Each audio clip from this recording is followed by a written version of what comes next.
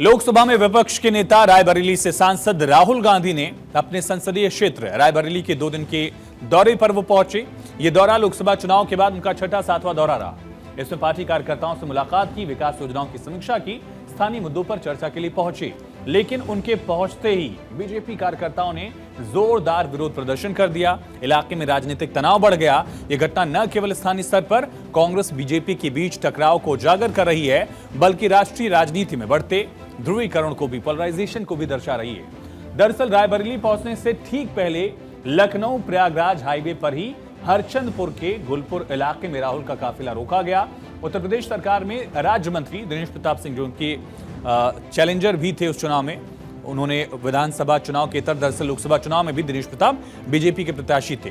राज्य मंत्री दिनेश प्रताप सिंह ने सैकड़ों बीजेपी कार्यकर्ताओं के साथ सड़क पर ही धरना दिया। राहुल गांधी वापस जाओ के नारे लगाए। राहुल के विरोध की वजह से बिहार की वोटर अधिकार यात्रा के दौरान पीएम नरेंद्र मोदी की मां के खिलाफ अपशब्दों के इस्तेमाल पर दिनेश सिंह नाराज थे। कहा कि राहुल को देश की मांओं से माफी मांगनी चाहिए, वरना रायबरेली की जनता उन्हें स्वीकार नहीं करेगी। यही कहकर वो नारेबाजी करने लगे। राहुल गांधी को चाहिए था कि जिन लोगों ने मां की गाली दी है उसको कंडम करें, उसको कहें कि मैं उनका साथ नहीं दूंगा, मैं उनको दंडित करूंगा, मैं उन्हें पार्टी से निकालूंगा, और जिन लोगों ने गलती की उसके लिए मैं दुखी हूं। अगर राहुल गांधी देश के लिए ऐसा कहते तो देशवासियों को संभवतः उचित लगता। लेकिन राहुल गांधी जी उनको और बढ़ाना चाहते हैं, मतलब अभी और उनकी मां की गाली दिलाना चाहते हैं। तो यह विरोध रायबरेली में था और मुझे ये बताया गया कि राहुल गांधी ने रायबरेली के भारतीय जनता पार्टी के कार्यकर्ताओं के डर से गोलूपुर रोड से निकल गए हैं। प्रदर्शन के दौरान पुलिस और बीजेपी कार्यकर्ताओं के बीच धक्का मुक्की हो गई। मौके पर भारी पुलिस बल की तैनाती की गई। स्थिति को काबू करने के लिए रूट डायवर्जन भी लागू रहा।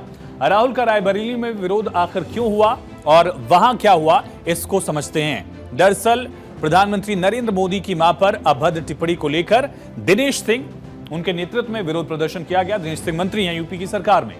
मंत्री दिनेश प्रताप सिंह धरने पर बैठ गए। बीजेपी कार्यकर्ताओं के साथ उन्होंने धरना प्रदर्शन चालू किया। राहुल गांधी के रायबरेली दौरे का विरोध किया, वापस जाओ के नारे भी लगाए और राहुल गांधी से देश की मांओं से माफी मांगने की मांग जो है वो बीजेपी कार्यकर्ताओं और दिनेश सिंह ने की।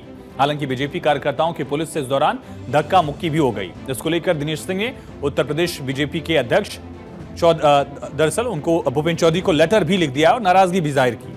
पुलिस के व्यवहार से वो आहत भी थे। ये विरोध हालांकि उत्तर प्रदेश की राजनीति में कांग्रेस बीजेपी के बीच गहराते टकराव को साफ कर रही है।